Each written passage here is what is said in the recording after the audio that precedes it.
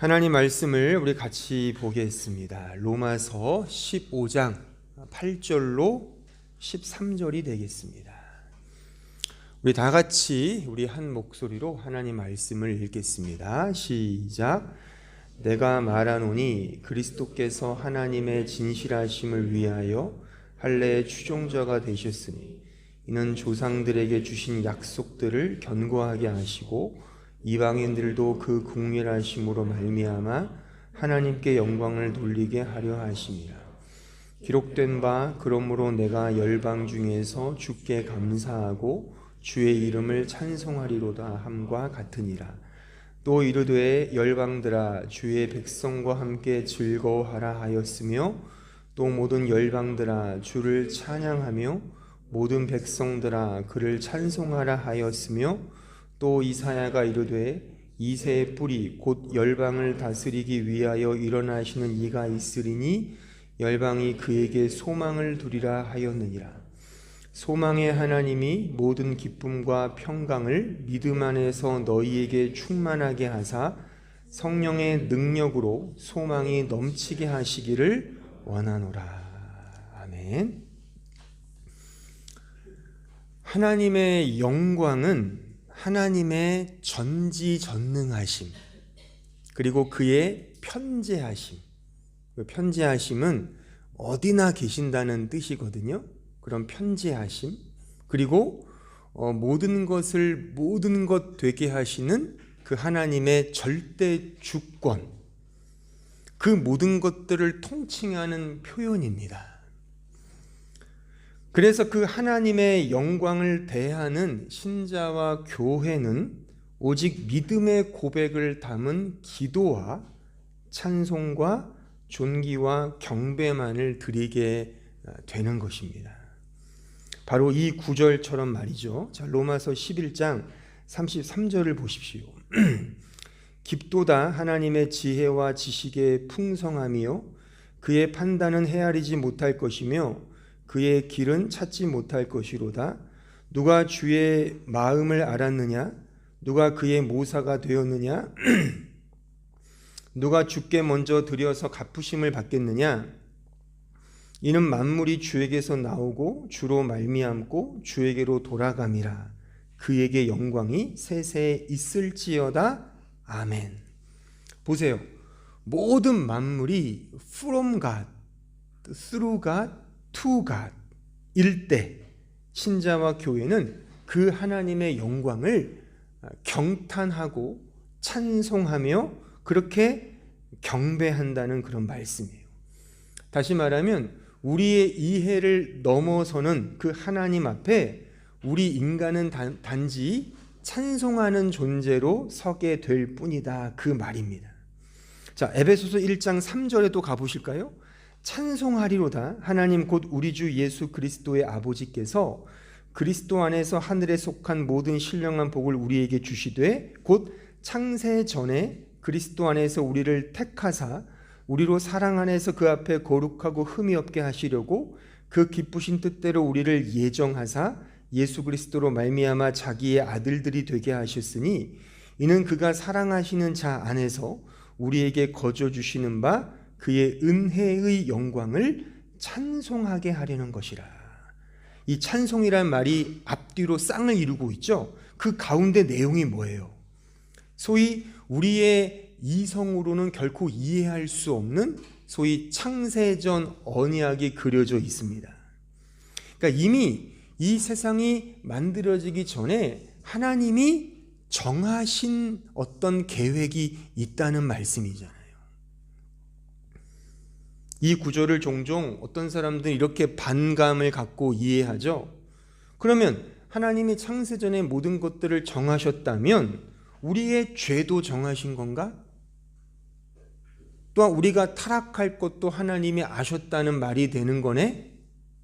그러면 우리의 죄와 타락의 1차적 원인 제공자는 하나님이 아닌가? 라는 식의 유화적인 질문에 빠지곤 하는 겁니다. 이 구절을 포함하여 사실 본질적으로 성경의 말씀은 우리의 이성으로는 이해할 수 없는 것입니다. 오직 믿음으로만 바라보아야 할 말씀인 것입니다.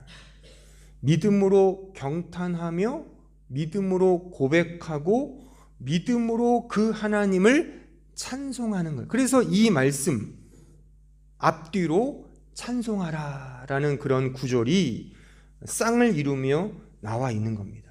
따라서 하나님의 영광은 우리가 결코 이해할 수 없는, 상상할 수 없는, 오직 하나님만이 그렇게 행하시는 그 놀라움의 우리 편에서의 고백적 기도이며 경탄이며 찬송이며 존귀이다라고 말할 수가 있는 겁니다. 오늘 읽은 본문의 말씀도 이런 맥락에서 이어지고 있는 말씀입니다. 우리는 지난 몇 주에 걸쳐서 하나님의 영광에 대하여 배웠습니다. 특히나 구체적인 그 영광의 연습 항목에 대해서도 우리는 다루어 보았습니다. 그 구체적 항목을 제시한 사도 바울은 이제 이 주제, 하나님의 영광이라는 주제를 마무리 지으면서 다시금 복음의 원리로 하나님의 영광을 재차 설명하고 있습니다. 이러한 설명은 사도 바울에게 있어서는 늘 익숙한 설명 방식이며 그런 논증의 형태입니다. 즉 율법과 복음의 이중적 대조와 그런 방식을 통하여 무언가를 설명하고 있고요. 또 오늘 본문으로 말하면 할례와 약속, 언약의 약속은요, 할례와 언약의 이중적 대조를 통하여, 이중적 방식을 통하여 은혜의 복음을 설명하고 있고 그 은혜가 곧 하나님의 영광이다. 이런 논증으로 지금 사도 바울은 이 15장의 내용을 이제 마무리 단계로 접어들고 있는 겁니다. 이 율법과 복음, 할례와 언약의 상관관계는 결국 하나님의 은혜와 그의 사랑만이 절대적 조건과 방식임을 드러내고 있고 그래서 결론은 하나님께 영광인 겁니다. 이 부분을 좀 더 제가 자세하게 설명을 드리겠고요. 또한 이제 로마서 말씀을 슬슬 마무리 지으면서 다시금 왜 복음이 복음이며 왜 복음만이 하나님의 영광인지를 이제 좀 더 본질적으로 제가 정리하면서 설교를 하려고 합니다. 그러니까 지금까지 로마서 강해를 그냥 설렁설렁 들으셨다면 이제부터 전해지는 말씀들에 귀를 쫑긋 세우시고 잘 들으셔서 그래서 성경이 복음이구나를 다시 한번 마음에 잘 새기시는 그런 은혜의 시간이 되었으면 좋겠습니다. 자, 오늘 본문을 먼저 스킵을 제가 좀 해드리면 오늘 본문에 의하면 예수 그리스도께서 할례의 추종자가 되셨다고 설명하고 있어요. 이 추종자라는 것은 디아코노스인데 디컨, 그러니까 서번트, 그러니까 집사, 섬기는 자란 뜻이에요. 그러니까 예수님이 할례를 섬기러 오셨다는 겁니다. 그런데 그 할례가 곧 언약, 약속을 견고하게 했다라고 진술되어 있죠. 이런 것을 통해서 모든 이방인들과 열방이 하나같이 하나님께 영광을 돌린다는 말씀이 오늘 이 읽은 말씀의 주된 흐름입니다.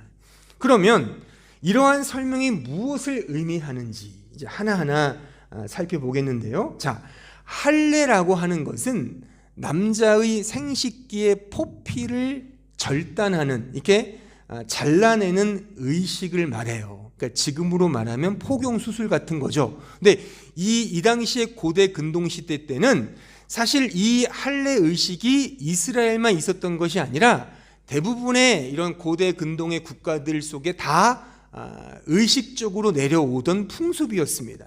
근데 어쨌든 이 남자의 생식기의 포피를 절단하는 할례가 이제 행해졌고 그걸 통해 하나님은 너희들은 구별된 자다라는 그런 표를 그들에게 주셨다는 겁니다.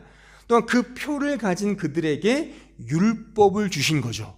율법은 하나님의 말씀을 지키고 순종하는 어떤 하나님 백성의 표로서, 그런 정체로서 주신 내용이라는 겁니다. 그런데 문제는 그 할례와 그 할례를 받은 자가 율법을 지켜야 하는데, 우리 인간의 실존 속에는 그 율법을 온전히 지킬 수 있는 자가 없다는 데 문제가 있는 것이죠. 자, 로마서 2장 25절 가보세요. 내가 율법을 행하면 할례가 유익하나 만일 율법을 범하면 내 할례는 무할례가 되느니라. 그런즉 무할례자가 율법의 규례를 지키면 그 무할례를 할례와 같이 여길 것이 아니냐. 또한 본래 무할례자가 율법을 온전히 지키면 율법 조문과 할례를 가지고 율법을 범하는 너를 정죄하지 아니하겠느냐. 무릇 표면적 유대인이 아니요 표면적 육신의 할례가 아니니라. 오직 이면적 유대인이며 할례는 마음에 할지니 영에 있고 율법 조문에 있지 아니한 것이라. 그 칭찬이 사람에게서가 아니요 다만 하나님에게서니라. 잘 보세요. 이 말씀은 할례 받은 자는 당연히 율법을 지켜야 한다는 사실을 전제하고 있습니다. 근데 문제는 할례 받은 자가 율법을 범하면 그 자체가 무할례가 된다는 것입니다. 그러니까 이것을 사도는 지적하고 있는 거예요. 따라서 무할례자가 오히려 율법을 지키면, 그러니까 할례를 안 받은 자, 이방인들이 율법을 지키면 그런 자가 할례 받은 자보다 더 낫지 않냐의 비아냥의 말씀인 거예요. 따라서 할례를 받았느냐 안 받았느냐가 중요한 것이 아니라, 율법을 지키냐 안 지키냐가 중요한 것이 아니라 근본적으로 본질이 있다는 겁니다. 그게 뭐냐면 그 할례를 표면적으로 행하는 것이 아니라, 그러니까 표피적으로 겉으로 행하는 그 차원이 아니라 이면적으로 마음으로 그것을 지키고 행하는 것이 진짜 지키는 거라고 하는 그 본질을 설명하고 있는 그 말씀이라는 겁니다. 따라서 할례를 받느냐 받지 않느냐가 중요한 것이 아니라 그 할례 또한 율법이 진짜 가리키고 있는 그 본질, 그 가치, 그 목적, 그 정신, 거기로 가야 한다는 겁니다. 그것이 표면적 할례가 아니라 이면적 할례라고 사도는 강조하고 있는 것이고, 더 나아가 사도는 지금 이러한 것이 사람이 하는 것이 아니라 오직 하나님께서 하시는 것임을 말하며, 그래서 은혜만을 힘주어 천명하고 있는 말씀인 겁니다. 자, 그러면 이 율법과 할례가 지향하는 본래의 목적과 정신은 뭐겠습니까? 참된 목적은 뭐겠습니까? 자, 갈라디아서 3장 15절 가보십시오. 형제들아, 내가 사람의 예대로 말하노니 사람이 언약이라도 정한 후에는 반드시 패하거나 더하거나 하지 못하느니라. 이 약속들은 아브라함과 그 자손에게 말씀하신 것인데 여럿을 가리켜 그 자손들이라 하지 아니하시고 오직 한 사람을 가리켜 내 자손이라 하셨으니 곧 그리스도라. 결국 할례와 율법은 그 자체가 목적이 아니라는 거예요. 할례와 율법을 주신 것은 언약이고 약속인데, 그 약속이 뭐라는 겁니까? 그 약속은 한 사람을 가리킨다는 거예요. 그 한 사람이 예수 그리스도다, 그겁니다. 따라서 율법과 할례가 지향하는 목적은 무엇이냐, 누구냐? 바로 예수님이다라고 하는 말씀인 겁니다. 자, 갈라디아서 3장 17절 그 이하를 계속 보시면, 내가 이것을 말하노니 하나님께서 미리 정하신 언약을 430년 후에 생긴 율법이 폐기하지 못하고 그 약속을 헛되게 하지 못하리라. 만일 그 유업이 율법에서 난 것이면 약속에서 난 것이 아니니라. 그러나 하나님이 약속으로 말미암아 아브라함에게 주신 것이라. 그런즉 율법은 무엇이냐? 범법함으로 더하여진 것이라. 천사들을 통하여 한 중보자의 손으로 베푸신 것인데 약속하신 자손이 오시기까지 있을 것이라. 그 중보자는 한 편만 위한 자가 아니라 하나님은 한 분이시니라. 그러면 율법이 하나님의 약속들을 반대하는 것이냐? 결코 그럴 수 없느니라. 만일 능히 살게 한 율법을 주셨더라면 의가 반드시 율법으로 말미암았으리라. 그러나 성경이 모든 것을 죄 아래에 가두었으니 이는 예수 그리스도를 믿음으로 말미암는 약속을 믿는 자에게 주려 함이라. 지금 사도는 이게 사람의 예대로, 이게 논리적으로 설명한다는 뜻이거든요. 너희들이 알아먹는 수준으로 말해줄게. 즉 너희들이 그렇게 좋아하는 율법, 할례의 근본적인 목적과 정신은 바로 예수 그리스도인 거야. 그를 믿는 믿음이야를 지금 이 말씀이 우리에게 가르쳐주고 있다는 사실입니다. 율법을 주신 분도 하나님이시요 할례를 하도록 명하신 분도 하나님이십니다. 그런데 그 자체가 목적이 아니라, 그 자체가 우리가 지향해야 될 정신이 아니라 그것이 약속이며 언약인데 그것이 은혜이고 곧 예수 그리스도다라고 하는 사실을 말하고 있는 겁니다. 더 분명히 말하면 갈라디아 3장 23절 보세요. 믿음이 오기 전에 우리는 율법 아래에 매인 바 되고 계시될 믿음의 때까지 갇혔느니라. 이같이 율법이 우리를 그리스도께로 인도하는 초등교사가 되어 우리로 하여금 믿음으로 말미암아 의롭다함을 얻게 하려 함이라. 믿음이 온 후로는 우리가 초등교사 아래, 즉 율법, 할례에 있지 아니한다, 그겁니다. 율법과 할례의 실체는, 그 원형은 바로 예수 그리스도다라고 하는 말씀인 겁니다. 그러므로 할례와 율법은 계속 강조하지만 그 자체가 원형이 아니며 본질이 아닙니다. 그 할례와 율법은 진짜 원형, 진짜 본질을 설명하기 위한 하나의 기능적 역할로 이 역사 속에 주어진 것이다. 그런 수단들에 불과하다는 사실을 우리는 잘 기억을 하셔야 합니다. 그런데 이러한 은혜, 믿음, 예수 그리스도를 설명하는 것들이기 때문에 이러한 할례와 율법들도 결국 은혜의 수단들이라고 말할 수 있는 거죠. 이렇게 설명해 볼까요? 전자, 즉 할례와 율법은 본질을 설명하기 위한 모형이고, 액티펄, 모형이고, 반면에 진짜 본질, 복음, 믿음, 은혜, 예수 그리스도, 이것은 그러한 모형들이 수단화되어 진짜 설명하는 그 본질, 실체, 그래서 아르키타이펄, 원형이라고 말하는 거예요. 이 원형과 모형의 이 관계, 즉 율법과 복음, 할례와 언약, 이 상관관계를 우리는 잘 기억을 해야 돼요. 그러니까 우리에게 주신 모든 이 세상에서 보이는 것들은 다 모형들입니다. 그 모형의 기능은 뭐예요? 본질, 원형, 그 진짜 실체를 가리키는 도구에 불과하다라고 하는 사실입니다.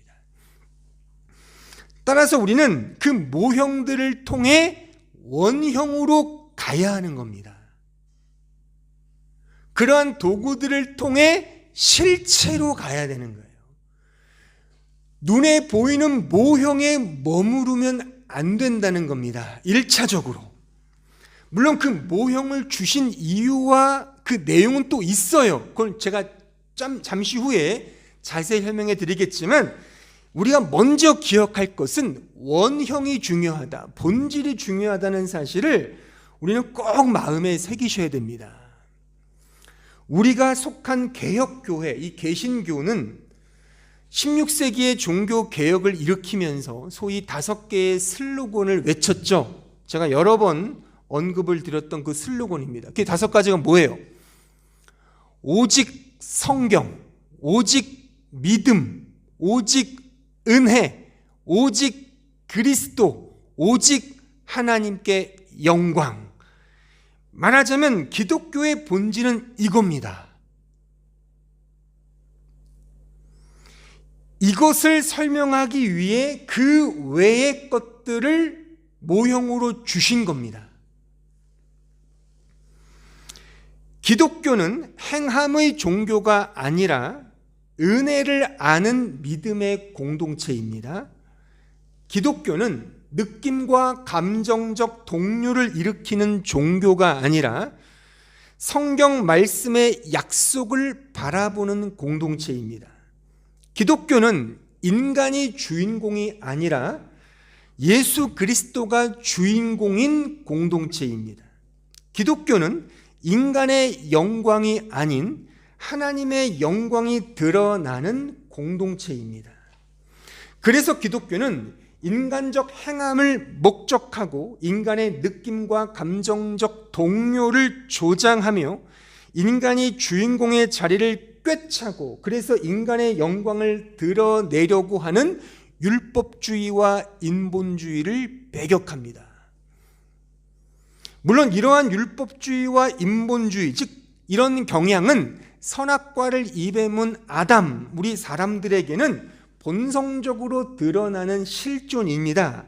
그래서 결코 없어지지 않습니다. 여전히 이 육을 갖고 있는 한 이러한 본성은 우리 안에 늘 내재되어 있습니다. 또한 그런 것들이 기능적으로 필요한 이유는 분명히 있습니다.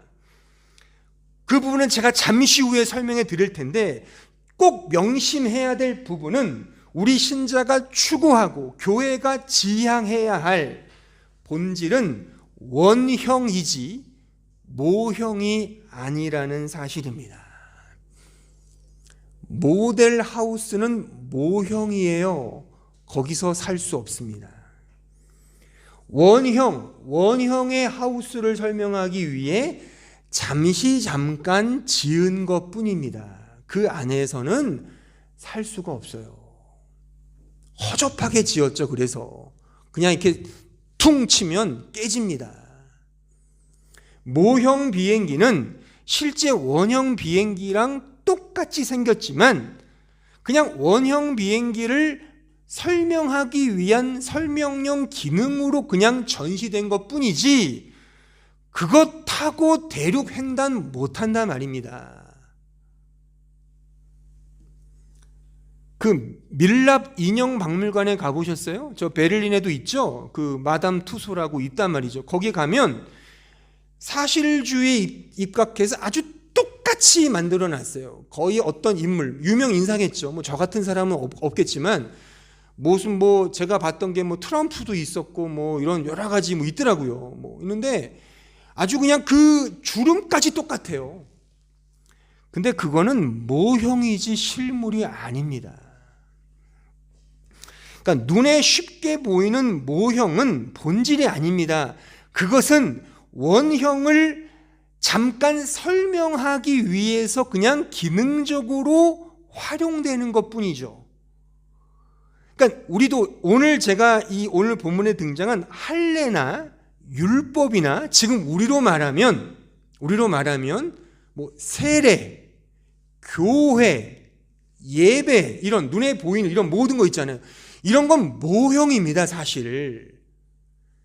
제가 이런 것들을 이제 앞으로 설명해 드릴 텐데 예를 들어 교회를 생각해 보면 지금 눈에 보이는 이 한마음 교회는 모형입니다. 이게 실체가 아니란 말이죠. 그래서 신학적으로 교회론을 이야기할 때 가시적 교회와 비가시적 교회를 나눠서 이해를 해요.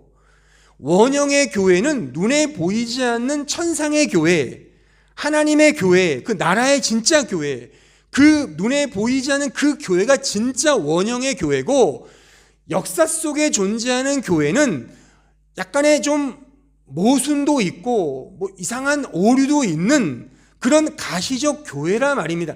이 지상교회가 완전한 교회가 아니잖아요. 이거는 원형을 설명하기 위해 역사 속에 잠깐 주신 그냥 모형의 교회일 뿐이라는 것입니다. 그러니까 이 부분도 이 교회론의 핵심인데 이게 우리 개신교와 카톨릭이 나뉘어진 부분이거든요. 우리 개신교는 이렇게 봐요, 교회를. 그러니까 천상의 교회를 늘 소망하며 바라보는 경향으로 믿음 생활을 하는 게 맞는데 로마 카톨릭은 뭐예요? 지상교회가 완벽한 교회라는 거잖아요. 오류가 없는. 우리는 받을 수가 없죠, 그거를. 그렇죠? 요게 다른 겁니다, 이게. 그러니까 우리는 원형을 추구하는 겁니다. 원형. 보이지 않아요, 그 원형은요. 근데 우리는 언제나 보이는 것에 늘 천착하고 집착할 수 있죠. 이제 그러면 안 된다는 겁니다.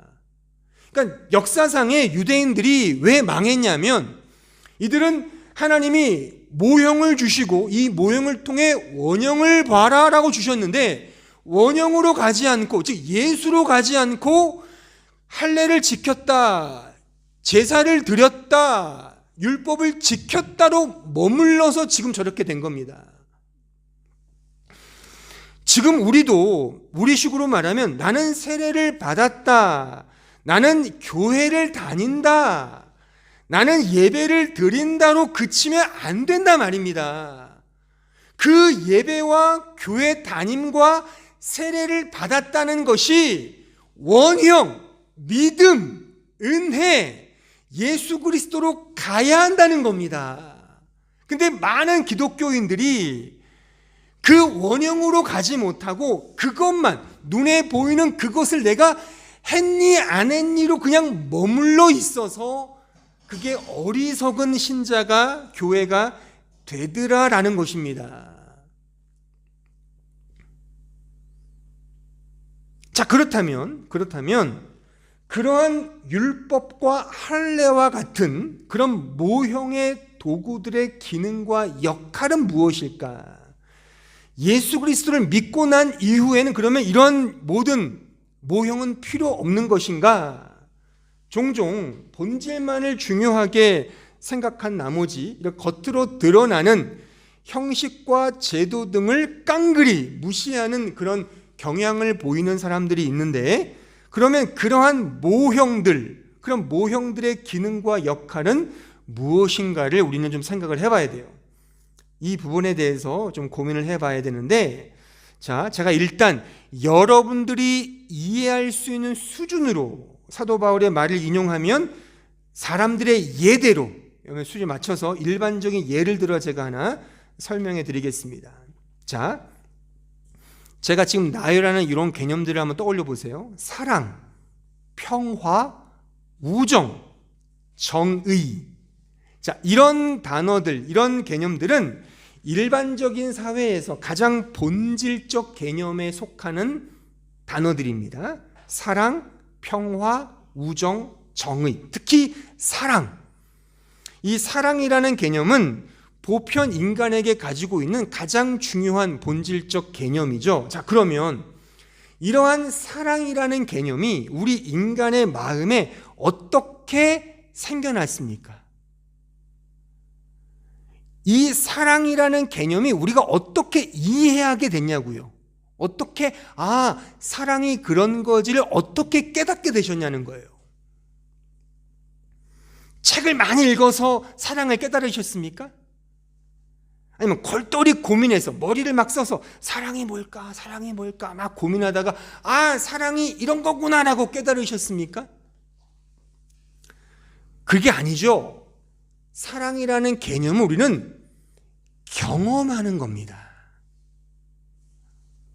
여기서 경험이란 단어를 제가 쓴 것은 우리 인간이 가지는 한계 때문에 그런 거예요. 자, 시간과 공간, 시간 속에 살아가는 지정의를 가진 인격체인 인간은 존재론적 특징이 경험을 통해 어떤 대상과 사물을 내 것으로 이해하는 법입니다. 그렇죠? 지정의를 가지고 있는 인격체이고 이 시공에 매여 사는 존재가 어떤 보편적인 그 개념을 어떻게 내가 이해하고 깨닫고 수납하겠습니까? 그걸 경험하는 거잖아요. 그것을 통해 내 것이 되는 것이고, 그런 삶의 경험을 통해 사랑이라는 경험을, 그 개념을 내가 알게 되는 겁니다. 그래서 이거 반응을 보이는 것이죠. 예를 하나 들어보면, 제가 지난 주 중에 제 셋째 소피아와 유치원을 제가 갔어요. 늘 아침마다 거의 제가 다 등원을 시켜요. 근데 그날따라 제가 약간 방심했는지 부주의했는지 혹은 우리 소피아가 약간 오버된 호기에 따라서 이게 넘어졌어요. 넘어져서 그 바닥에 그냥 얼굴을 비볐어요. 그래서 이 콧등하고 윗입술이 약간 이렇게 땅에 쓸렸습니다. 아침 대바람부터 그냥 울고 난리가 났어요. 그냥 막 울고 있어. 잘 달래서 막 제가 유치원에 데려다 줬죠. 그러니까 또 선생님들이 또 막 왜 우냐고 그러니까 이제 얼음 찜질도 막 해주고 막 그랬는데, 뭐 얼음 찜질은 잘해줬는데 마땅한 약이 없어요. 그래서 제가 이게 뭘 발라야 되지 않을까 그래서 제가 자일배랑 이렇게 밴드를 가지러 집에 갔죠. 다시 가서 우리 아내가 왜 왔냐, 그러니까 뭐 얘기하니까 뭐 한번 혼날 뻔했는데 어쨌든 그래도 별거 아니라고 해서 제가 다시 가서 잘 발라주고 이렇게 밴드를 붙여줬어요. 그래서 제가 그랬어요. 우리 사랑하는 소피야, 오늘도 씩씩하게 재밌게 잘 놀아. 그리고 엄마가 우리 소피아 많이 사랑한대. 이렇게 말을 전해줬어요. 그러니까 엄마가 없으니까 제가 이제 엄마 대신해서 우리로 말하면 그냥 없는 사람의 위로를 전할 때 뭐 누구 안무개가 뭐 안부 전해줍니다라고 얘기하는데 애들은 안부라는 말 모르니까 그러니까 엄마가 우리 소피 많이 사랑한대라고 얘기를 했어요. 근데 그 얘기가 딱 끝나니까 소피아의 그 눈망울에서 그냥 눈물이 그렁그렁 맺히면서 그냥 한 움큼의 눈물을 주르르 흐르는 거예요. 그러니까 얘가 그 말을 알아들은 거죠. 그 엄마가 나를 사랑한대라는 그 말을 알아듣고 눈물을 흘린 거죠. 그러면 그 7살 된 애가 엄마가 아빠가 너를 사랑한대라는 걸 어떻게 알았을까요? 그 아이는 같이 살면서 엄마 아빠가 나를 끔찍하게 대해주고 그렇게 나를 늘 섬긴다는 것을 경험을 통해 안 겁니다. 그 수준에서. 그래서 엄마 아빠가 너를 사랑해 라고 하면 감동을 받는 거예요. 만약 그렇다고 해서 엄마 아빠가 사랑과 이렇게 등식이 성립되는 건 아니죠. 어떤 사람에게 엄마 아빠 부모는 아주 끔찍한 미치도록 무섭고 두려운 존재일 수도 있잖아요. 어떤 사람에게는. 그렇죠? 그러니까 그 사람이 그 시공 속에서 그 대상과 경험을 통해 자기 수준에 맞는 그 사랑이라는 것을 경험하는 거란 말입니다. 그러니까 이것이 시공에 사는 인간이 어떤 사실을 경험하는 방식인 겁니다. 이 방법과 방식 외에 어떤 사실, 어떤 대상을 깨우치고 이해할 수 있는 방법은 전무합니다. 있으면 말해보세요. 이 논리를 좀 가볍게 말하면 그 철학자 헤겔의 말을 인용할 수 있어요. 그는 이렇게 말했어요. 모든 철학은 그 시대의 아들이다. 이건 뭐냐면 우리가 생각하는 모든, 사유하는 모든 것들은 그 시대, 그 문화, 그것이 나에게 전해준 그 시대의 아들이다라고 하는 그 의미인 것이죠. 우리는 시공에 매여 사는 이 시대의 존재하는 존재자들 아닙니까? 이 시공을 떠나서는 결코 살아갈 수 없죠. 그래서 어떤 대상을 이해할 때 그 시대에 맞는 양식과 그 기능과 도구와 달리 말하면 그 모형을 통해서 우리는 이해할 수밖에 없는 존재인 겁니다. 이해가 되세요? 다른 예를 들면 저는 모든 음식을 다 좋아합니다. 다 잘 먹습니다. 그런데 유독 손이 잘 가지 않는 음식이 거의 하나가 있어요. 여러분들 아마 들으시면 의아하게 생각하시겠지만 저는 간장게장을 못 먹습니다. 그 맛있는 막 지금 군침을 흘리시는 것 같은데 간장게장. 저는 간장게장을 떠올리면 그 비릿함이 싫어요. 근데 역설적이게도 양념게장은 또 잘 먹습니다. 양념게장 아시죠? 그 고추장 한 거고, 간장게장은 이제 간장게장 한 거고. 근데 그 이유가 왠지 아세요? 그 이유는 제 어머니께서 간장게장을 한 번도 안 해주셨어요. 반면에 양념게장은 거의 잔칫날 때마다 늘 배설해 놓으셨던 게 양념게장이에요. 저희 어머니도 사모로 이제 한평 사셨으니까 교회 행사가 많잖아요. 있을 때마다 늘 양념게장을 내놓으셨거든요. 그러니까 저도 자연스럽게 먹게 됐죠. 물론 이러한 저의 설명이 한 개인의 선호도나 비선호도일 수도 있겠지만 내 존재의 시공 속에서 그 어머니를 통해 경험된 그 결과라 해도 이게 말이 되는 거죠. 그러니까 그런 결과로서 결과와 무관하다 그렇게 말할 수 없다는 것입니다. 왜냐하면 우리 인간은 그러한 시공 속에서 하나하나 배우며 이해하며 체험하는 존재이기 때문에 그렇습니다. 우리는 다 같은 동양인이지만 한국 사람, 중국 사람, 일본 사람을 보면 대본에 알아먹을 수 있죠. 그렇죠? 하지만 서양 사람들은 이게 그 사람이 그 사람인지 헷갈려 해요. 우리가 독일 사람, 이탈리아 사람 잘 구분을 못하듯이. 하지만 오래 만나니까 또 이제 구분하시죠, 이제. 그렇죠? 이게 왜 똑같은 동양인인데 왜 한국 사람, 일본 사람, 중국 사람이 다르냐면 수백 년 동안, 아니 수천 년 동안 그들이 경험한 문화 양식이 다르기 때문에 그런 겁니다. 음식이 다르고요, 언어가 다르며 생활 풍습과 문화가 다르기 때문에 그 다름이 그렇게 경험되었기 때문에 그렇게 드러나는 겁니다.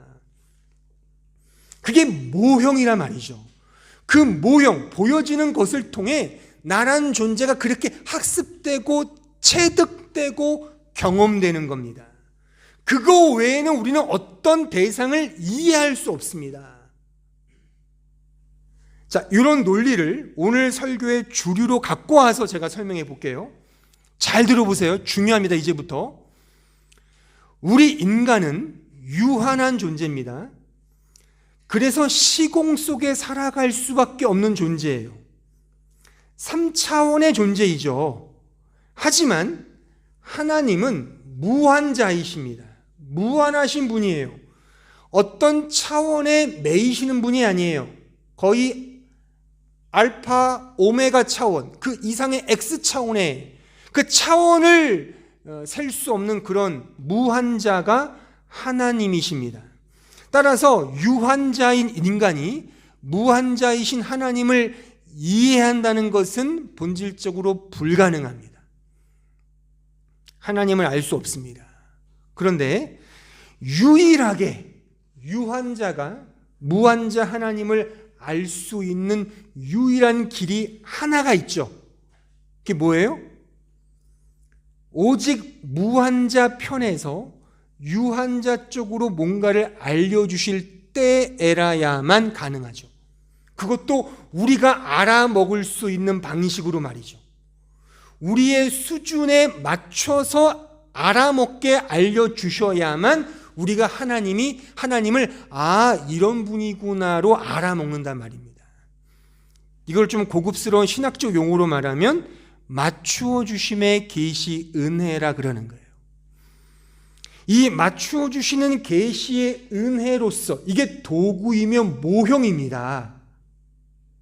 이런 모형을 통해서 우리는 그 무한하신 그 원형이신 하나님을 우리가 알 수 있는 한도 내에서 알아먹는 겁니다. 그래서 하나님은 모형을 우리에게 주시는 거예요. 왜? 우리가 그 원형을 하나님이 정하신 그 한도 내에서까지라도 알아먹게 하기 위해서. 그래서 이 모형은 어떤 의미에서 절대적으로 필요한 거죠. 이게 없으면 원형을 몰라요. 지금 우리는 한글로 된 성경을 읽고 있습니다. 지금 저는 한국어로 설교를 하고 있죠. 근데 만약 우리가 물론 영어를 좀 다들 잘 하시니까 독일말도 좀 하시니까 독일어 성경이나 뭐 영어 성경도 읽을 수 있지만 만약 성경 원어인 말씀인 헬라어 히브리어를 된 성경을 읽으시면 이해가 되십니까? 제가 만약 그런 언어로 설교를 한다면 이해를 하시겠냐고요? 못한단 말입니다. 우리는 다 한국어라는 이 공통의 수준에 있기 때문에 이게 이해가 되는 것처럼 하나님의 그 원형에 대한 그 말씀은, 그 원형에 대한 그 내용은, 그 본질은 모형을 통해서만 우리가 알 수 있단 말이죠. 그래서 이 모형은 절대적으로 필요한 겁니다. 눈에 보이지 않는 원형의 본질을 알기 위해서는 그래서 반드시 눈에 보이는 모형의 도구가 절대적으로 필요한 법입니다. 이것은 한순간만이 아니라 그냥 한번 그치는 정도의 도구 역할이 아니라 우리가 살아가는, 우리는 여전히 시공 속에 살잖아요. 이 시공 속에 살아가는 그 횟수만큼, 이 역사의 인생만큼 그 모형의 도구들은 여전히 우리에게 유효하다는 사실입니다. 제가 이 부분을 계속 설명해 드릴 거예요. 자, 아까 교회를 얘기했죠? 여러분들이 교회를 떠나서 믿음 생활을 할 수 있겠습니까? 안 된다는 거예요. 그래서 우리가 성경이라는 이 성경도 어떤 의미에서 우리에게 글자로 주신 모형의 말씀이잖아요. 그렇잖아요. 아니, 천국 가서 성경을 보겠습니까? 영원한 게 아니란 말이에요. 이 성경 자체도.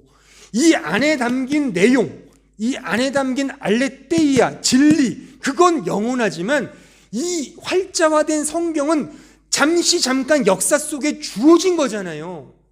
그렇잖아요. 근데 이거를 우리는 정말 죽을 때까지 읽고 배워야 되는 이유가 뭐예요?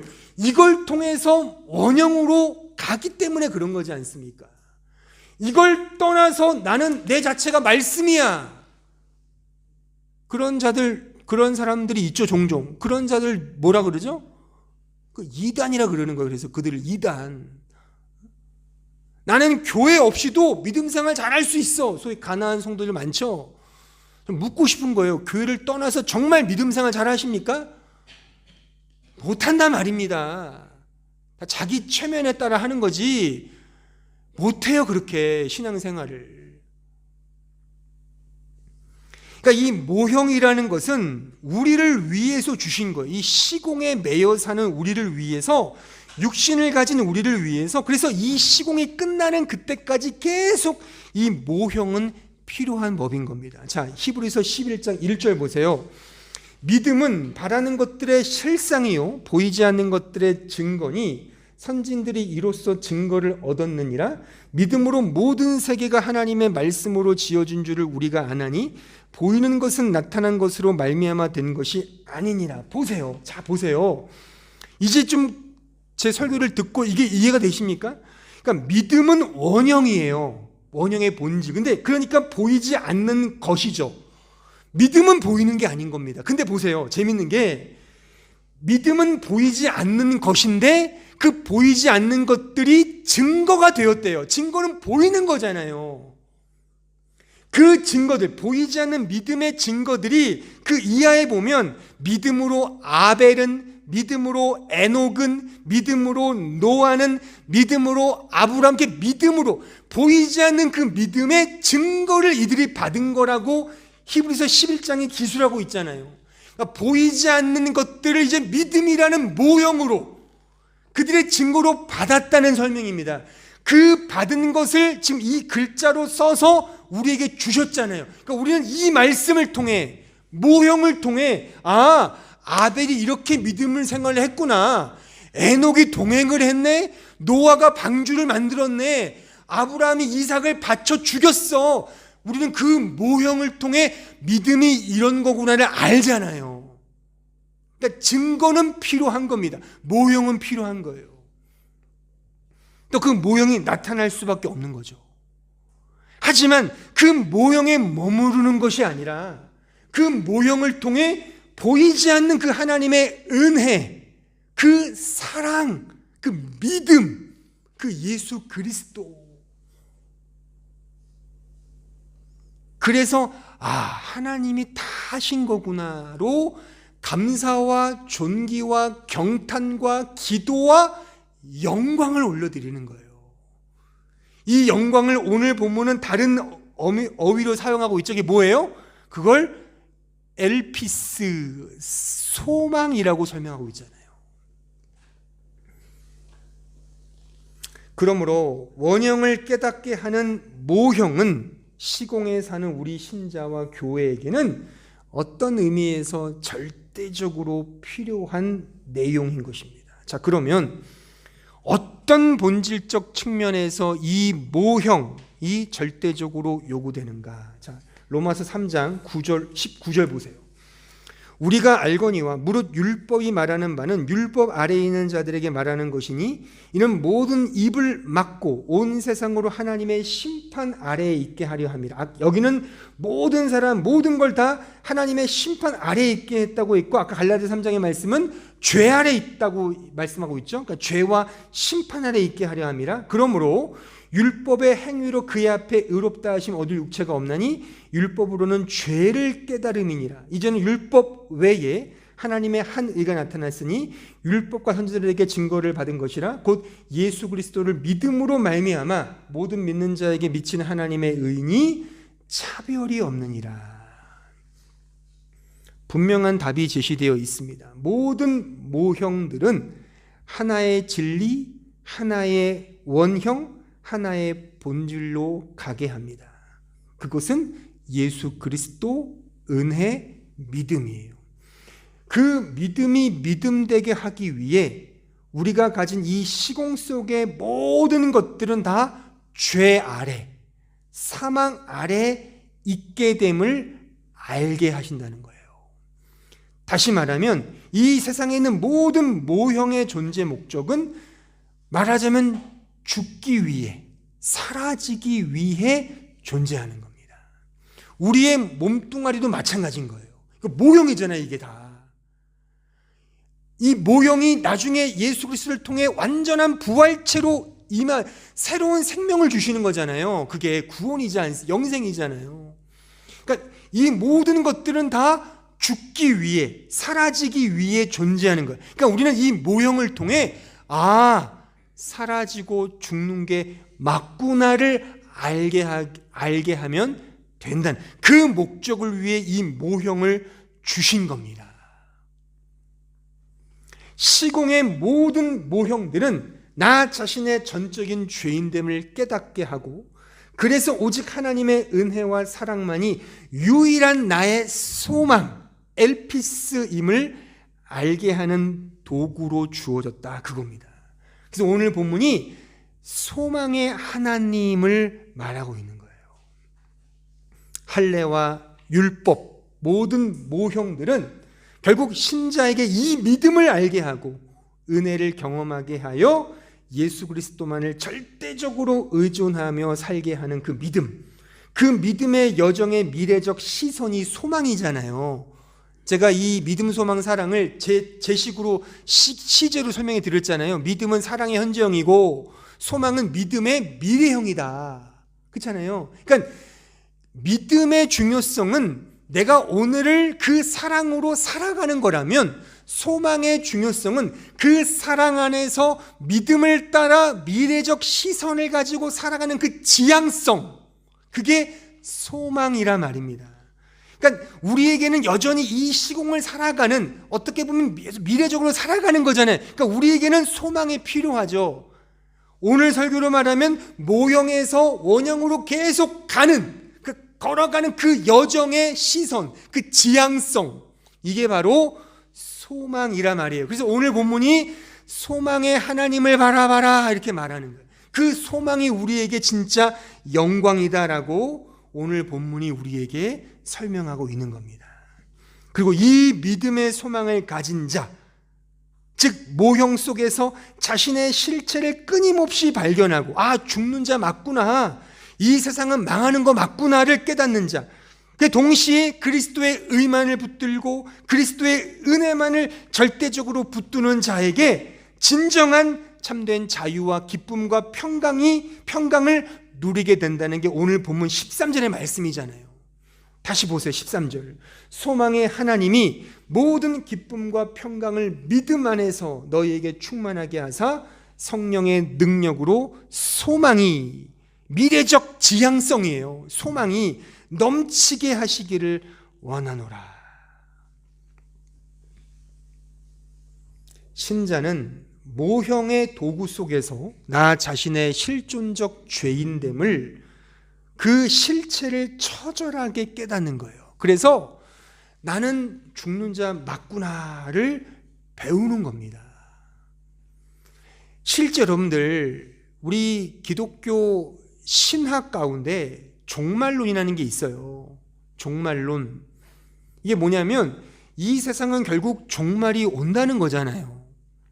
그리고 예수를 믿는 신자들 치고 천국에 대한 소망이 없는 사람이 있습니까?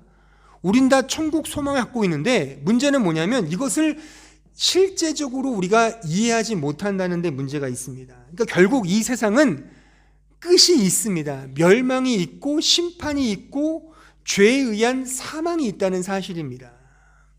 그래서 우리는 이거를 이 모형의 도구들을 통해 아는 겁니다.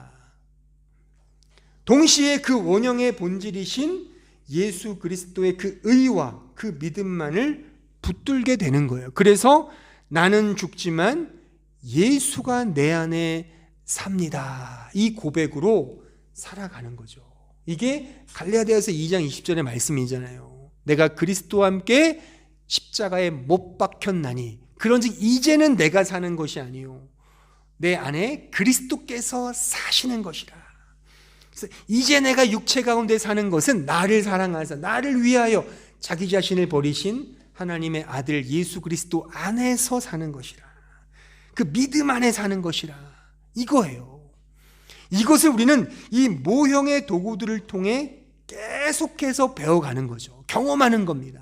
그래서 나는 죽고 예수로 산다는 그 실체를 이제 이 역사 속에서 하나하나 경험하는 거예요. 따라서 우리에게 주어진 모든 것, 오늘 본문은 할례, 율법으로 국한되어 있지만 사실 성경 전체를 보면 이런 모형과 원형의 설명이 전체를 수놓고 있습니다. 또한 실제 우리의 삶도 마찬가지예요. 여러분의 삶에 다 모형이잖아요. 그 모형들을 주셨단 말이에요. 그 자체가 실체가 아니잖아요. 그러니까 여러분들이 이 말을 들으면 이게 무슨 말이야? 나의 삶의 모든 것들이 모형이라고? 제가 증거를 대드릴게요. 모형과 원형의 그 극명한 차이는 뭐냐면 그게 영원하냐 영원하지 않냐. 그렇게 견주어서 보세요. 여러분들 한번.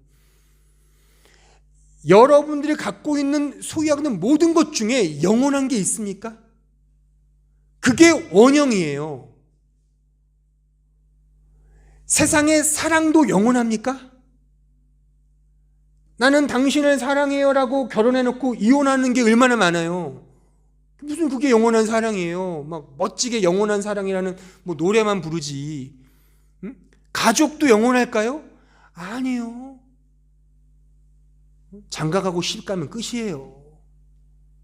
저도 독일에 와서 하니까 여기 사는지 모르겠지만 참 이런 불효막심한 자식이 더 어디 있나 늘 회개합니다. 무슨 뭘 해드리지도 못하고 아프신데 찾아가지도 못하고.